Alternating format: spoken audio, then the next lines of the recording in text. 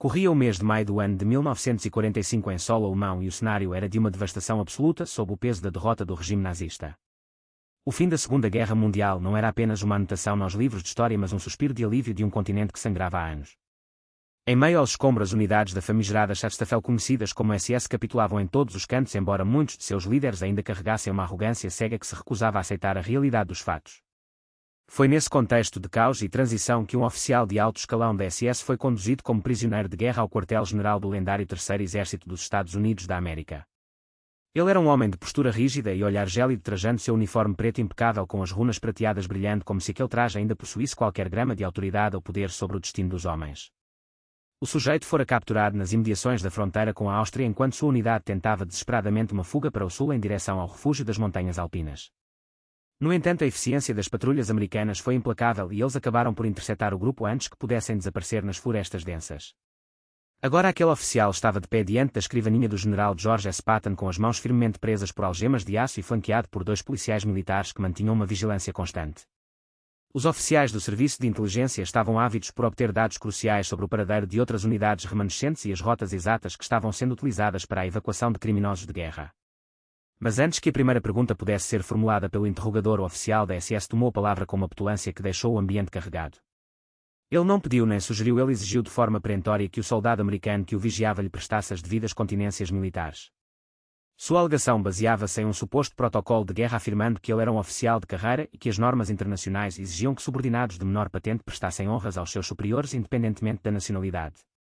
Ele insistia que sua patente na organização SS era equivalente à de um coronel do exército regular e que o jovem tenente americano que estava encarregado de sua guarda deveria ceder sua autoridade imediatamente. Um silêncio sepulcral tomou conta da sala de comando. Os policiais militares trocaram olhares de incredulidade enquanto os oficiais de inteligência ficaram estáticos processando o nível de desconexão com a realidade daquele homem. Ninguém ousou se mover por alguns segundos. Foi quando Patton, que até então parecia absorto na leitura de relatórios estratégicos em sua mesa, levantou o olhar de forma lenta e calculada. O general fixou seus olhos naquele oficial da SS, naquele cativo algemado que ousava exigir honrarias de soldados que haviam cruzado o oceano para libertar o mundo da tirania que ele representava. O que aconteceu a seguir se tornaria um dos relatos mais emblemáticos e poderosos de todo o período da ocupação militar na Europa. Esta é a crónica detalhada do que George S. Patton fez quando um oficial capturado da SS exigiu ser soldado com honras militares. Antes de mergulharmos nos detalhes desse embate épico entre a honra verdadeira e a soberba criminosa, se você aprecia narrativas históricas profundas e não contadas sobre os bastidores da Segunda Guerra Mundial, não se esqueça de acompanhar nosso conteúdo. O nome daquele oficial era Standartenführer Klaus Richter, um homem que completara 41 anos de idade. Ele havia ingressado nas fileiras da SS no ano de 1933, acumulando 12 anos de serviço dentro da organização mais brutal e ideologicamente fanática da Alemanha de Hitler. Richter tinha um histórico sombrio, tendo servido na Frente Oriental, onde comandou destacamentos da SS na Polónia, na Rússia e na Hungria. Ele esteve diretamente envolvido em operações de segurança interna, campanhas brutais contra partisans e em ações que mais tarde seriam catalogadas como crimes contra a humanidade.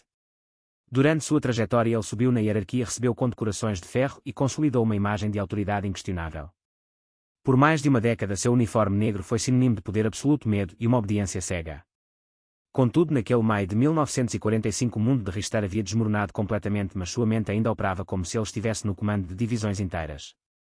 Ele se agarrava às insígnias de prata como se fossem talismãs de proteção, acreditando que ser um oficial da SS ainda lhe conferia uma posição de superioridade moral e militar. Para ele nada havia mudado no código de conduta. Ele ainda era um membro da elite e como tal merecia o protocolo militar em sua forma mais estrita. Quando a patrulha americana o interceptou perto da fronteira austríaca, ele tentou se misturar à paisagem, tentando escapar da responsabilidade e talvez iniciar uma nova vida onde seu passado fosse esquecido. Mas os americanos foram meticulosos em suas buscas, revistando vales e montando bloqueios em cada estrada. Ele foi pego com documentos falsificados e roupas civis escondidas em sua mochila, uma prova clara de sua tentativa de deserção da justiça. Agora ali estava ele no coração do Terceiro Exército, diante de Patton em correntes. Mas na cabeça distorcida de Richter a patente era eterna e o respeito era um direito adquirido. Ao entrar no gabinete ele avaliou o ambiente com desdém, viu o tenente americano, viu a polícia militar e os interrogadores e disparou sua exigência com um inglês perfeito e educado, fruto de uma educação privilegiada. Eu sou o Standartenführer Klaus Richter da Waffen-SS e minha patente equivale à de um coronel em seu exército. De acordo com o protocolo militar internacional, oficiais de menor patente devem prestar continência aos seus superiores. Tenente, eu exijo que o senhor me saude agora mesmo. O tom não era um pedido de clemência, mas uma ordem direta de quem se sentia no direito de mandar. O tenente americano parecia atordoado com tamanha audácia. Os policiais se entreolharam e o pessoal da inteligência parou o que estava fazendo. Patton deixou o relatório de lado com uma calma que antecipava uma tempestade. Ele observou Richter de cima a baixo avaliando o uniforme, as algemas e principalmente a arrogância que transbordava daquele homem que parecia viver em uma bolha de negação. Repita exatamente o que você acabou de dizer, ordenou Patton em um tom baixo, quase um sussurro. Richter, sem hesitar e achando que Patton talvez não tivesse compreendido a gravidade da quebra de protocolo, repetiu palavra por palavra com uma postura ainda mais rígida. Eu sou um oficial da SS com patente de coronel e o protocolo exige que eu receba a continência de oficiais subalternos. Exige que este tenente cumpra seu dever militar imediatamente. Patton levantou-se lentamente de sua cadeira. Ele contornou a grande mesa de carvalho e caminhou até parar a menos de 1 metro de distância de Richter. Você está exigindo, disse Patton sem interrogação, apenas constatando o fato. Sim, senhor, conforme ditam as normas militares, respondeu o alemão. Normas militares? Patton assentiu devagar enquanto processava a resposta. Pois bem, permita-me esclarecer uma coisa fundamental para você sobre as normas militares e o protocolo que você tanto preza. Você não é mais um oficial. Você é um prisioneiro. E prisioneiros não estão em posição de exigir absolutamente nada neste exército. Richter tentou retrucar afirmando que ainda era um oficial da Waffen-SS, mas Patton o interrompeu de forma ríspida. A SS acabou. A Alemanha se rendeu incondicionalmente. Vocês foram derrotados no campo de batalha e na moral. A organização da qual você tanto se orgulha foi declarada uma associação criminosa pelo mundo civilizado. Você não é um coronel nem um herói. Você é um criminoso de guerra algemado aguardando o julgamento por suas atrocidades. O rosto de Richter ficou pálido, mas ele insistiu dizendo que era um soldado e que exigia o tratamento garantido pela Convenção de Genebra, o que incluía o reconhecimento de sua patente militar. Patton aproximou-se ainda mais e sua voz tornou-se como aço frio. A Convenção de Genebra existe para proteger soldados que honram as leis da guerra. A SS nunca respeitou lei alguma. Vocês executaram prisioneiros desarmados. Vocês massacraram populações civis inocentes. Vocês espalharam o terror e o genocídio por todo o continente europeu. Você não tem o direito de invocar uma proteção que você mesmo ajudou a destruir para os outros. Richter tentou usar o argumento clássico de que estava apenas cumprindo ordens e que seu dever era obedecer como qualquer outro soldado. A expressão de Patton não mudou, mas o desprezo em seu olhar era evidente. Cumprir ordens. Essa é a sua desculpa para o assassinato de indefesos e para a gestão de campos de extermínio. E agora você quer que meus homens que lutaram com honra para parar essa loucura lhe prestem homenagens por isso? Eu apenas quero o respeito que minha patente merece, insistiu o alemão. Sua patente não existe mais porque a honra que deveria sustentá-la foi enterrada nas valas comuns que vocês cavaram. Você é apenas um delinquente que usava um uniforme enquanto cometia barbaridades. Richter estufou o peito tentando manter uma dignidade de fachada mesmo sob o peso das correntes. Foi então que Patton tomou uma decisão inesperada. Ele se voltou para o tenente que estava de guarda e disse: Tenente, este prisioneiro quer uma continência. Pois bem, dê a ele o que ele pede. Um choque percorreu a sala. O tenente ficou confuso sem saber se era uma piada ou um teste de lealdade. Os policiais militares ficaram paralisados. Patton estava realmente ordenando que um oficial americano saudasse um criminoso da SS. O tenente hesitou e perguntou se tinham ouvido corretamente. Patton confirmou com a cabeça: sim, o prisioneiro quer protocolo militar. Vamos dar a ele o protocolo. Presta continência agora. O tenente, ainda processando a ordem estranha, levantou a mão direita até a têmpora, executando uma saudação militar perfeita e precisa. No rosto de Richter um sorriso de satisfação começou a surgir. Ele sentiu que havia vencido, que sua importância fora reconhecida e que mesmo na derrota ele ainda impunha respeito aos seus captores. No entanto, a lição de Patton estava apenas começando. Agora, disse o general ao tenente, explique para este homem o que significa essa saudação que você acabou de fazer. O tenente baixou a mão, ainda incerto sobre o rumo da conversa. Diga a ele com suas próprias palavras o que representa esse gesto no nosso exército, ordenou Patton.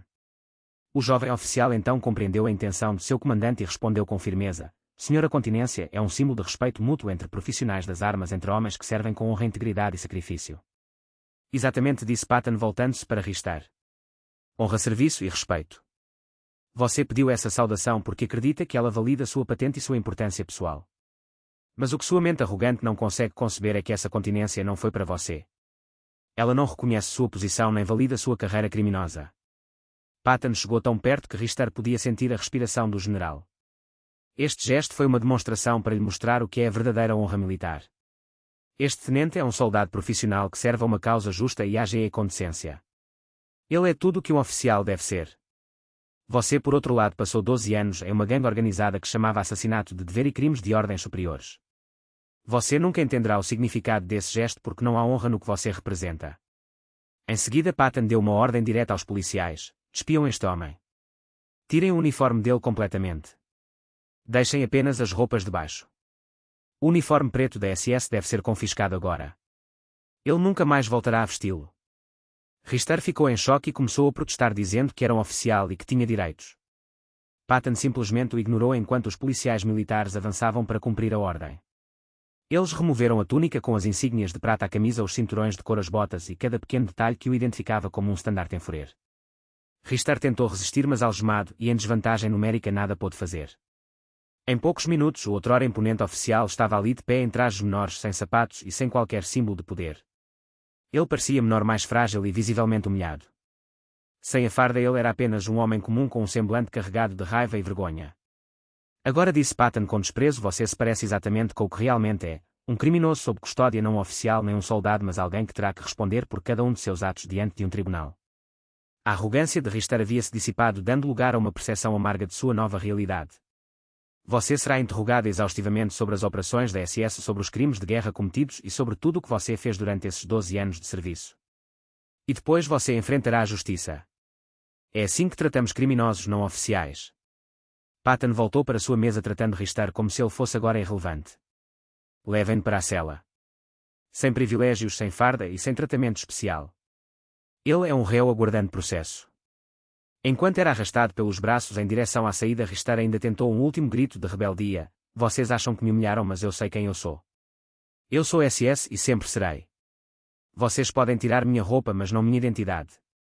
Patton, sem sequer levantar a cabeça, respondeu: você tem toda a razão. Eu não posso mudar quem você é, mas posso garantir que o mundo inteiro saiba o que essa identidade significa. Você é um criminoso, um assassino e membro de uma organização que será lembrada como a mancha mais escura da história humana. Essa é a sua identidade e é assim que você será lembrado pelas próximas gerações. Richter foi levado para o confinamento em trajes de baixo e correntes, perdendo de vez a aura de invencibilidade que o uniforme lhe proporcionava. O gabinete mergulhou em silêncio por um breve instante, até que um oficial de inteligência comentou que nunca tinha visto uma abordagem tão direta e impactante. Patton apenas respondeu que aquela era a única forma de lidar com homens que tentavam usar a ética militar como escudo para esconder barbaridades. Eles não merecem ser tratados como colegas de profissão, pois rasgaram o código de conduta que nos define.